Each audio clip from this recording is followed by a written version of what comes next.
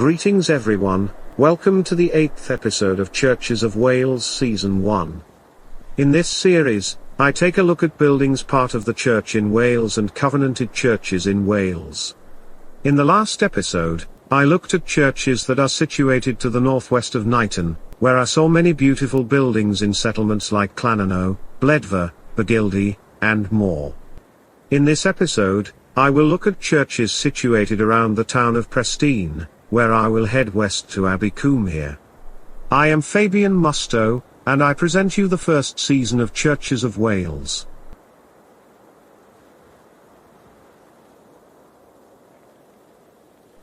In order to find these churches, I will use the Ordnance Survey map on Geograph as my reference for spotting church symbols, from maps of the 1920s, to maps of the 2010s and 20s. I apologize if some of my pronunciations of these place names are incorrect, since I am not a Welsh speaker. The first church I will look at is St. Mary's Church in Pilleth, situated north of the B4356 road. This was first built in the 14th century, with the font being the only surviving feature from that building. The church was partially destroyed on 22 June 1402, when the Battle of Bryn Glas occurred tens of yards southwest from the church. It was part of the Welsh Revolt, and the Battle of Bryn Glas resulted in victory for Owain Glyndwr's troops against the English, led by Edmund Mortimer IV. The church was partly destroyed again in 1894, when the building set ablaze. It is shown on the OS map of 1900 as a ruin. The building was restored by Walter Tapper in 1911, where he gave the building a new roof and ceiling. The building was limewashed in the 2000s, and was Grade 2 star listed in October 1951. There is a holy well on the north side of the building, presumably built in the 14th century, and situated southeast from Pilleth is St. David Parish Church in Witton. Built by Henry Curzon in 1874 of the Gothic style, this replaced a medieval church on the site, and the single-chambered church has a chancel that was rebuilt and extended by R. Wellings Thomas in 1905. The pulpit with carved panels dates from the late 17th century, and this was borrowed from St. Mary's Church in Pilleth. The church was Grade 2 listed in March 1992, and in the churchyard is the War Memorial, built in memory of the people in this parish who gave their lives in the two world wars. The Church of St. Mary at Pilleth can be seen from the churchyard, as well as the Wellingtonia trees that mark the site of the Battle of Bryn Glas. 2 miles east from Witton is the village of Norton, which has a parish church dedicated to St. Andrew. The church replaced a medieval church on the site, which was photographed by William Henry Lloyd of Knighton in 1864. A few years after that photograph, the church was substantially rebuilt by Sir George Gilbert Scott in 1868. The restoration was carried out under the patronage of Sir Richard Green Price, who inherited the manor of Norton in 1861. Scott retained most of the fabric of the medieval church, and he rebuilt the roof, timber belfry, and added transepts, vestry and short spire. The church was Grade 2 star listed in March 1985, but the church closed as a place of worship in 2020. The Norton Community Trust was subsequently founded to preserve the building and adapt it for community use.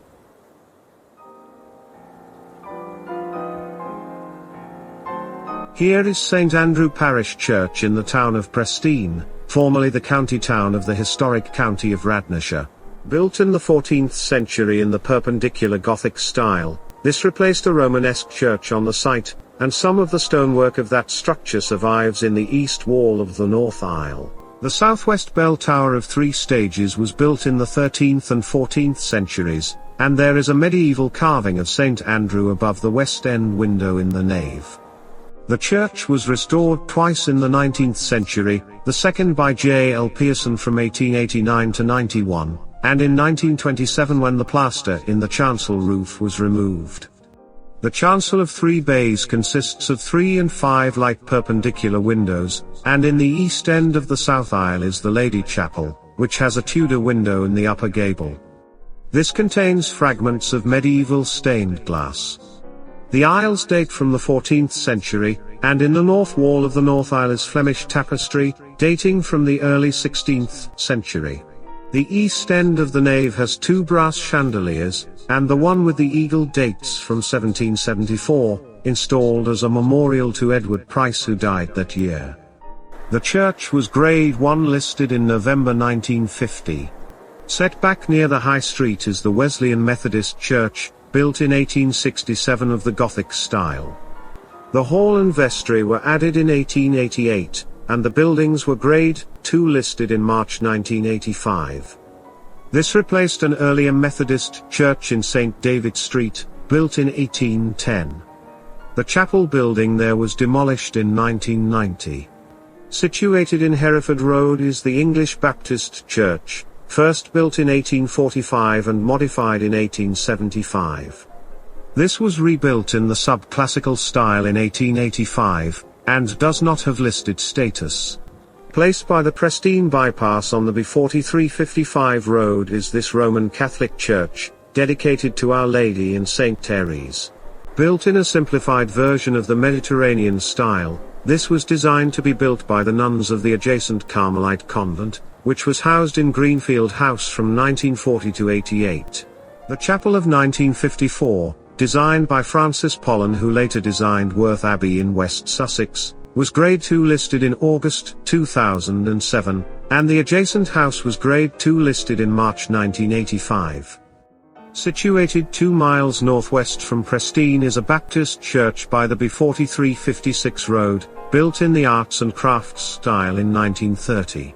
This replaced an earlier chapel opposite from 1905, housed in a tin tabernacle with an adjacent manse. This building was altered in the 2010s, and currently houses the schoolroom for the church. The churchyard is still in use at the old chapel, since the land at the new chapel consists of the building. A mile southwest from there is the Church of St. Michael in Discoid, which has one of the oldest yew trees in the British Isles. The yew's girth is 37 feet and is male, and there is also an ancient female yew tree in the churchyard. The church was built in 1869 on the site of a medieval church, and the west bell turret has a pyramid base with conical spire, which is all slate shingled. The interior of the church has an octagonal font from the 13th century, and the stained glass in the east end of the chancel was installed by O'Connor of London in 1869. The stained glass in the west end of the nave presumably dates from 2000, installed to celebrate the new millennium. The church was Grade 2 listed in March 1992.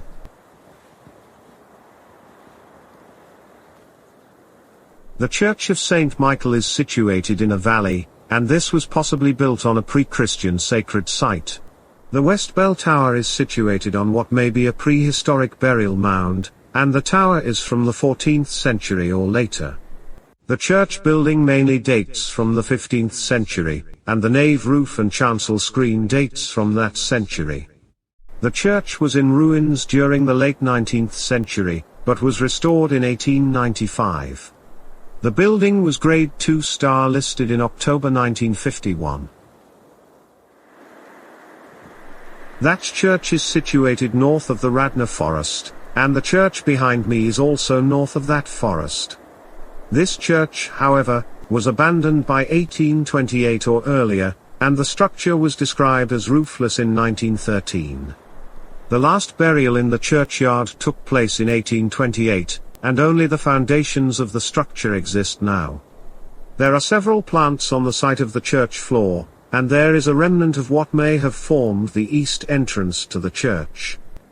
Situated a mile south from there is the Church of St. Mary, built by Thomas Nicholson of Hereford from 1884 to 85. This replaced a church that was enlarged and refitted in 1834.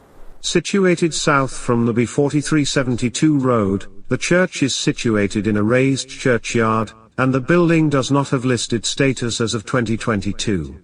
Placed west from the church is a former Wesleyan Methodist chapel, first built before 1800. The present building, of the simple round-headed style, is from 1877. Some 2 miles east from Kinnerton is St. Peter Church, built on a knoll from 1866 to 70 by Thomas Henry Wyatt.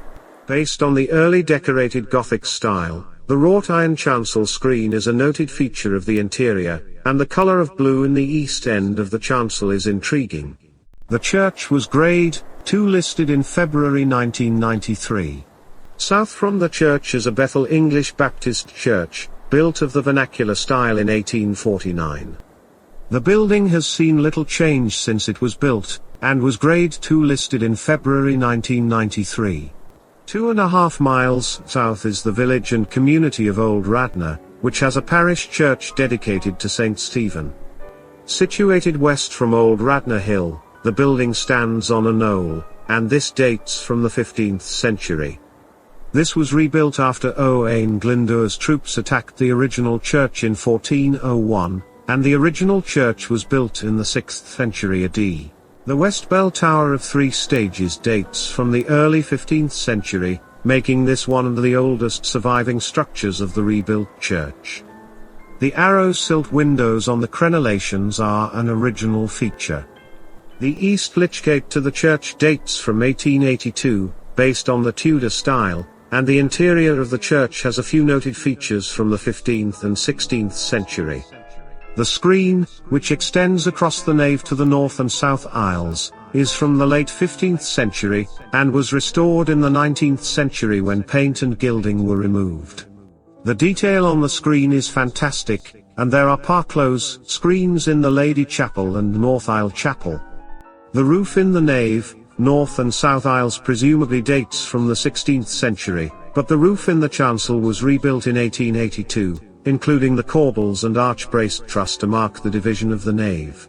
The organ in the chancel was built by Walker in 1872, but the case in the chancel dates from the early 16th century. This contains Gothic details, and although not in its original form, this is perhaps the earliest surviving organ case in the British Isles.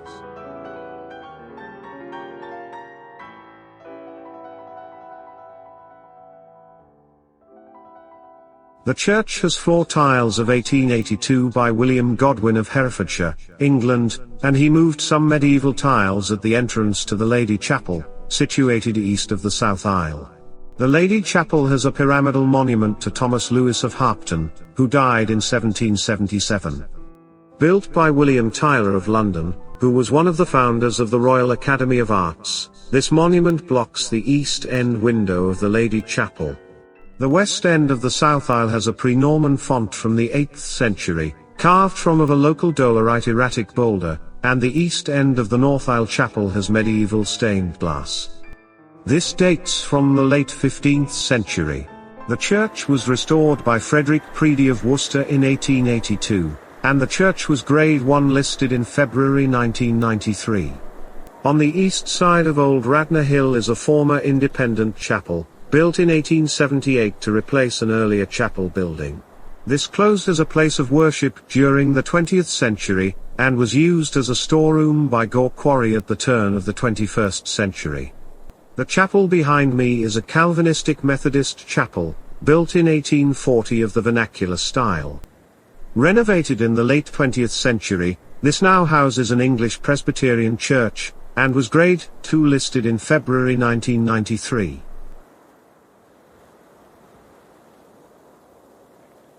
The parish church of St. Mary is in the village and community of New Radnor, formerly the county town of Radnorshire.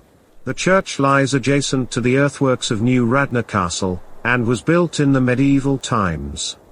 John Speed created a map of Radnorshire in 1610, and this shows a depiction of the church and castle prior to demolition. The medieval church building survived into the 19th century, when this was replaced by a new building from 1843 to 45 by Henry Adams of Hereford, and this engraving dates from the year the building was completed. The interior consists of a nave and chancel, and the transepts are a late addition to the plan. The south transept has 2 recumbent effigies from the medieval times, and there is an organ loft in the west end of the nave. The building does not have listed status as of October 2022. Situated in Rectory Lane is the Sion Calvinistic Methodist Chapel, built in 1832 of the vernacular style. The chapel housed a Presbyterian church in the 20th century, and closed as a place of worship later that century.